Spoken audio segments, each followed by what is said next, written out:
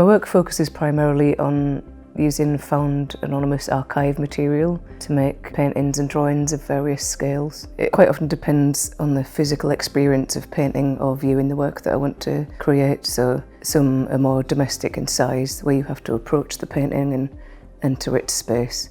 And with the larger scale work, it's more about shifting the power of the image from this small, discrete found object and making that into a monumental, iconic image. I use the photographs as a jumping off point to engage in that dialogue between figuration and abstraction and presence and absence. In terms of image selection, it's usually quite an intuitive process. Lately I've been making paintings that are based on black and white images and colorising them, which is quite an exciting new process for me, making an image that even the person who took the photograph didn't see. I've been trying to reach a sort of realistic but heightened colour palette, so it's not quite as psychedelic as previous work. I think adding colour to the black and white images adds another layer of meaning to them.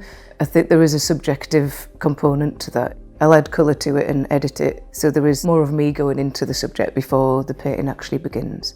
The new work, which is in My Echo, My Shadow, is in oil paint, which is the first time I've painted in oil paint for about 5 or 6 years. I've been really enjoying the versatility of it and the visceral nature of the paint. And it's also a really good way to explore the physicality of painting as a process and the different things that you can do with it in terms of thick and thin paint and layering, and being able to leave a painting and come back to it the next day, which you can't do with acrylic paint.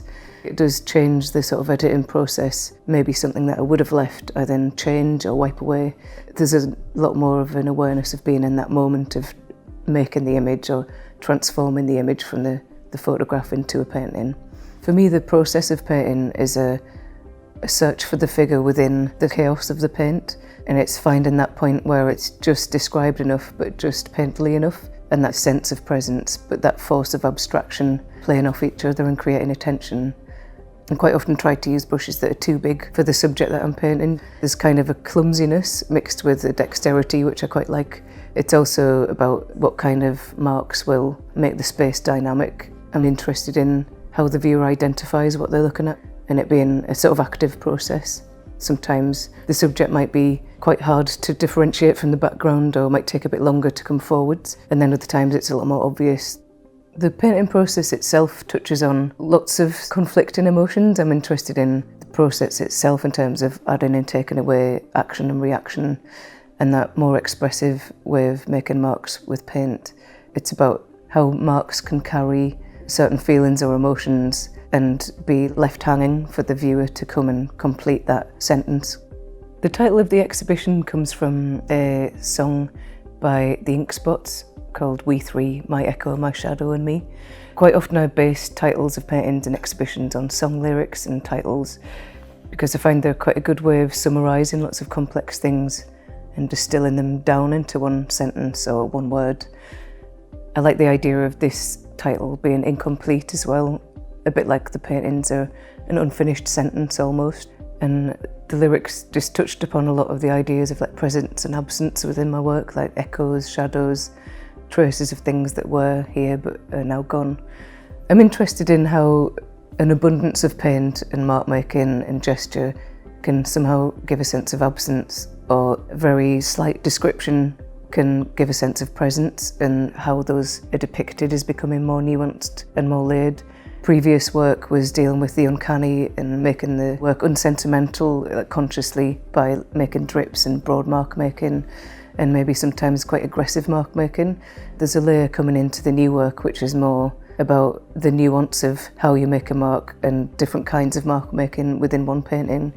Painting has that really addictive quality in terms of how the meaning is in the paint, is embedded in the surface, and how we can manipulate that is quite a big part of my work. I like to think of the image as a sort of jumping off point, so I'm not necessarily thinking about specific memories, it's more of how can this specific image be opened out to relate more to collective memory. I do primarily paint female figures. It's maybe a way of putting myself in the paintings in a slightly removed way. I think my work does relate to feminism in terms of being physically quite assertive, and in terms of the scale. I really love embracing the authority that your painting can take on, even if it's got a quietness about it. The new work features mostly singular figures in sort of liminal spaces. A lot of them are in landscapes.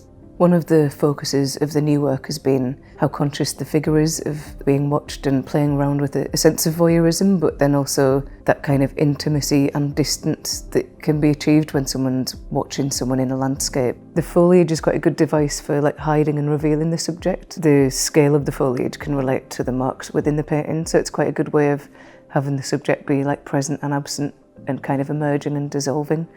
I feel like the work has become more focused. I'm using subjects that I've used before, but I've also expanded on them, like water, reflections, double images, mirrors, and that doubling could also touch on things to do with the uncanny or that feeling of a temporary reflection being made permanent.